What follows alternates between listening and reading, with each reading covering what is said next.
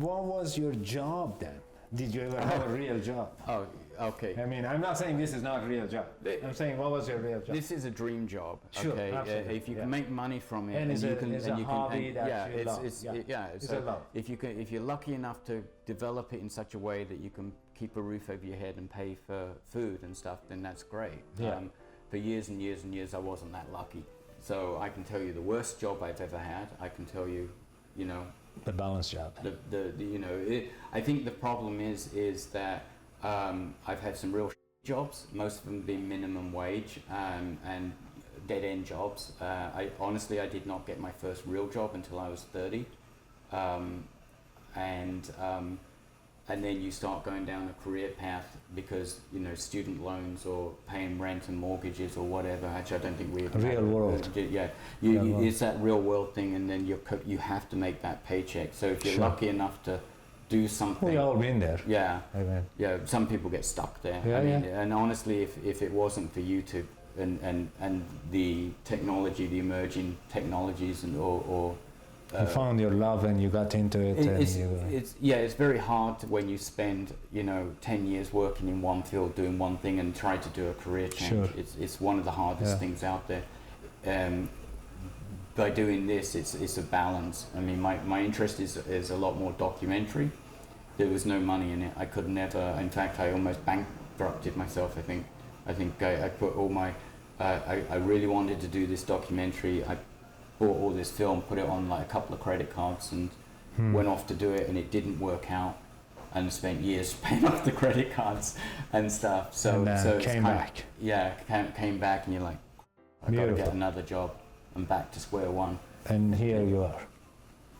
And how did you end up in US then? I took a plane. Most people take planes. No, these I days. know. Well, you couldn't walk on the wires. That's where we have something in common. Actually, Mike, no, we don't. I came here with fake passports. You came with the real passports. Well, they were silly enough to give me. That wasn't the part I was thinking. I heard you came here with $100 in your pocket. Yeah, I had $100 in my pocket. I arrived in the US with $100 in my pocket. Really? Yeah, I absolutely did.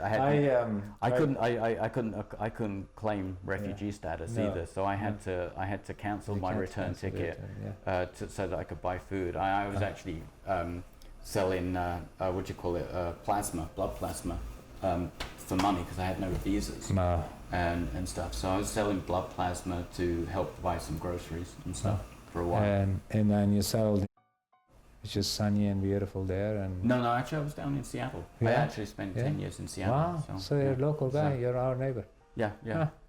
So. That's interesting because I showed up here with $100 in my pocket, and after 2.5 years on the road, so there was some struggle that we made it here. I made it here, and then you're making my trip here sound real easy now. But you know, I had 3 different passports. Yeah. And by the time I got here, I had $100 left, and you know, but the luckiest thing I had was my skills. So I was a barber, and even though barbers were not very in demand those days, but there were still a couple of barbershops in every city, right? Vancouver, downtown Vancouver, maybe had 3 barbershops altogether, and they're all retired and they're gone. So one still exists. So I didn't wait for barbershop. I started working as a dishwasher. The same thing, 4 hours a day, $24 a day. So I would eat pita bread, feta cheese, and boiled egg pretty much. When I wanted to treat myself, it was $1 slice of pizza. Yep. And they didn't taste good. But did you when you got to Canada though? Did you think that you'd made it? I sat financially. Financially, it never was the issue. No. I could still go back and live with that little and eat this slice of pizza for 99 cents, but.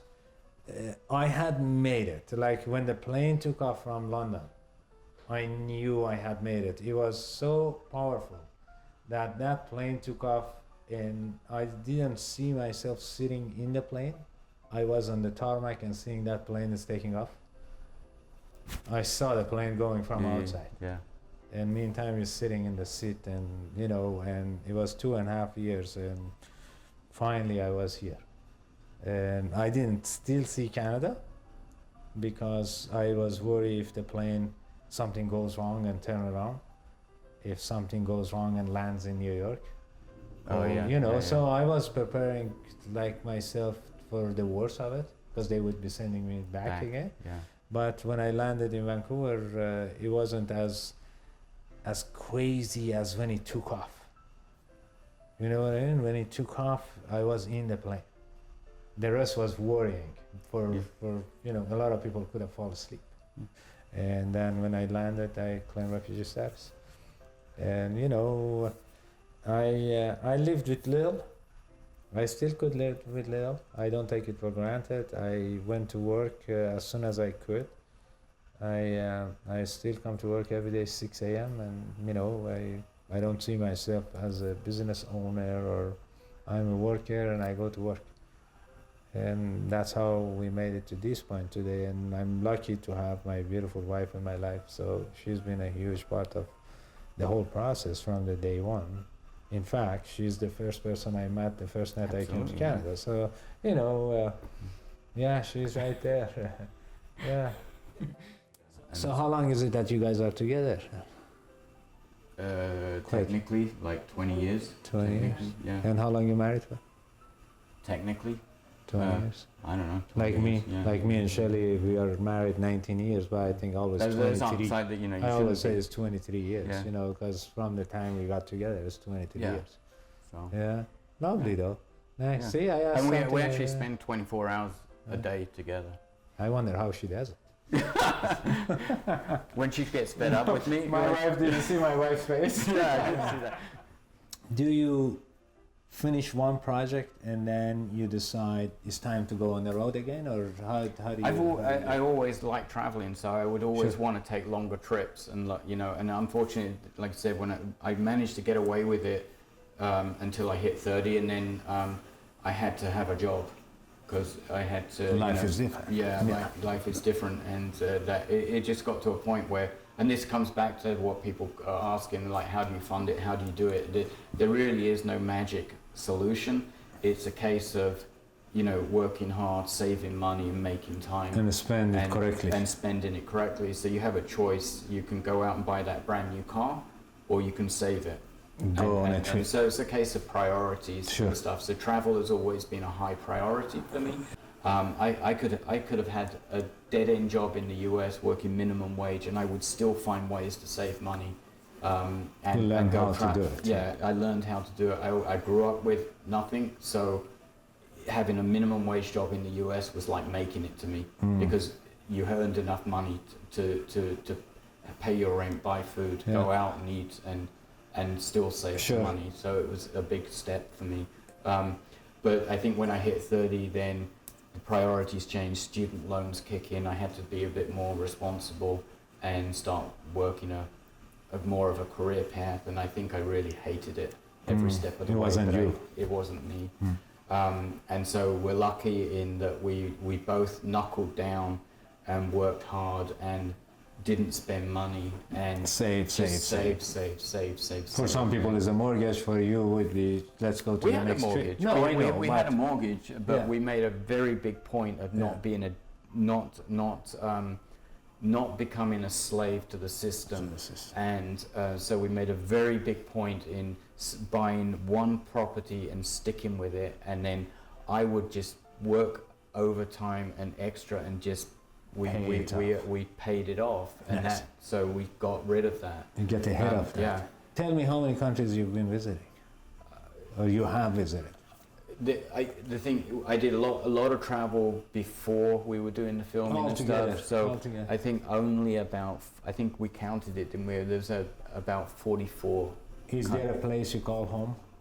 That's a good question, and and I think that's something I always struggled with growing up, and because I never felt at home and stuff, and spent all this time in the US and you know, in Seattle as well, and you're struggling with that because it's kind of you know, where is home? Where is home? And it's right there. Right there, Yeah. wherever she is. We have a saying in Farsi. You say, "Home is where your heart is warm, sky is blue everywhere you go." So Yep. basically, your heart is warm, and that's where she comes in. Yep. And where is your next trip? In a couple of months, or in less than 2 months now, we will be heading to the Czech Republic. We've just launched the blog site, haircutharry.com. I will put the link below. We have a conference we're going to go to there that's more blog related. After that, it's still up in the air as to where, you know. I want to thank you for coming up. Thank you. And you know, I will look forward to see your travels. And I want to ask you, I know any of us that we travel for love of seeing other places. And you told me barbershops because of sense of community. What else interests you? Obviously the culture, the food, the music. Is anything special, or is just a restless feeling of traveling, the bug that gets you out of home? Well, I think now I get tired a lot quicker, so I don't know if the restless thing. Yeah, because if you travel, you get a bug. You can't stay home. I think what somebody once said, and this is the thing is somebody once said to me, it's like, oh, you'll go out traveling, you'll do all this, you'll see all these wonderful things, but you will never find. You'll come home and you'll be lost. You'll find. To me, it's like I was always never felt like I was part of that place where I grew up and stuff. Is more like a legal label or something. I had no choice to leave there. I was born there. It's pretty much, geographically chosen for me. But I think, like as I said, I'm a lot more interested in more the documentary and the photography and show stuff. the people. And it really, the whole thing, I don't think you could ever get bored of going to these places. I mean, it's like, I think a few weeks ago we were heading out to Santa Fe, and we stop in a place and there's like some local people, homeless, in the park, or it wasn't really a park, it was just an area, and I just struck up a conversation with them, and you find, you learn something from all these people, and human connection. Yeah, they were surprised I talked to them. Yeah. I mean, they were happy. They were happy in the end. Is there any place that you love to go? That I haven't already been, or? Yeah, or love to go, like you always wanted to go but you didn't, or you couldn't? I was always drawn more to like places where, to avoid the tourism, Yeah. I was, would go to places that were off the beaten path, and I think a few people have said that they're surprised I haven't wound up dead already. Have you never thought of going to Iran? Yeah, there's a number of places that I would like to go. I think Iran is one of them that I have considered. I think there's a lot of history there with a lot of culture, food, music, architecture and stuff. Yeah, there's a lot there.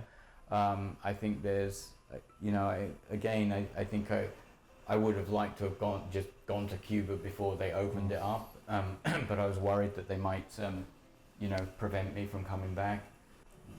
For history and stuff, I think we talked about going to Burma, but with the current, this is where it gets into those ethical dilemmas, because you don't want to get involved in some of that stuff. I don't want trouble anymore. But it's very easy to be. I have an interest in photographing people and in their natural environment or whatever. And if there's something going on, I will photograph it. And it was a lot easier when it was just me traveling. No, now I have, and so it gets a little more complicated, and there's bigger risks. That's what I don't like. I get it. Yeah, I would love to like, if it was a real world and in our brain, not the real world that we deal every day with, like I have to make my living, I have to do that. But if I ever could do a dream trip, I would do it on a motorcycle. Oh yeah.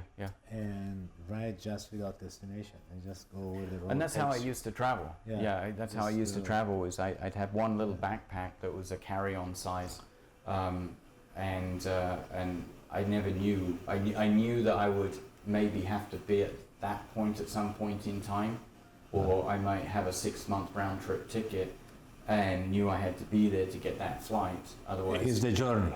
It's not the destination. It's the journey. So a lot of people have asked, why do you always go to these places? I mean, last year we talked a lot about the going to Aurangabad, didn't we? Where the first video we actually filmed in 1999 was in Aurangabad, and it was in a place called the Bombay Barber Shop, or Bombay Barber Saloon, they called it, because they misspelt. So I went in for a beer and came out with a haircut, was the joke that people would say. And so it's that you don't know, and so in the back of my mind I was saying it would be good to go there and see if he's still there, but then the question is, well, it was such a hell of a trip the first time, because we made the mistake of trying to bicycle across India, which was not a good idea back then. And why do you want to go there and you don't know if the person is there? But that's not the point. That's not the point. The point is the journey and going there. But the journey won't be the same.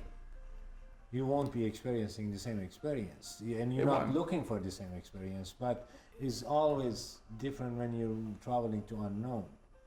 Like, you almost know what could be there, but you don't know what the road looks like. You don't know how to get there. You're figuring out. Yeah. Now, second time you go, you already know how to get there. Well, we took a better route this time, because we took a train instead of trying to bicycle. At the end of the day, I knew we were going to go there. I knew we would be there for a couple of days, and I knew we had a ticket out. Yeah. It's a different way of traveling. It's a different way of traveling. Yeah. To me, the perfect travel is to have in the early days it was public transport and hitchhiking and walking or whatever. Now my dream travel would be the Jeep, and pack it in and just go see somewhere. Yeah, unfortunately my budget is not, I don't have enough money. Well, I mean, whether it's a bike or a vehicle. I would do it on a motorcycle. I'm a little scared of motorcycles. But, So it's very rare that I think and listen to people, and don't ask what comes to my mouth. So I've been controlling myself a lot of things not to ask you, because I might get a look from this side, your wife or my own wife. You might try to avoid the answer, but I did control myself not to answer a few questions, and I might ask them in private, or I just let you go. Okay. So it might be better to I think we should wrap this up. Yeah, we'll wrap this up. People off around the world. I was going to ask you, where was the worst haircut? Where was the best haircut? But I'm not going to ask you that. And everyone's an experience worth having. As we say in Farsi, each flower smells different, and they all smell good. Yes. So I'll remember that one. We're not supposed to be the same, and we're not the same. Thanks for coming. Thank you. And thanks for spending your time here. Hope you enjoy Vancouver as much as you enjoyed other places. Thank you very much. Oh, my empty glass. And we're drinking apple juice. Yes. All right. Thanks. Thank you very much. Thanks. All right, we wrap it up. Cheers, guys.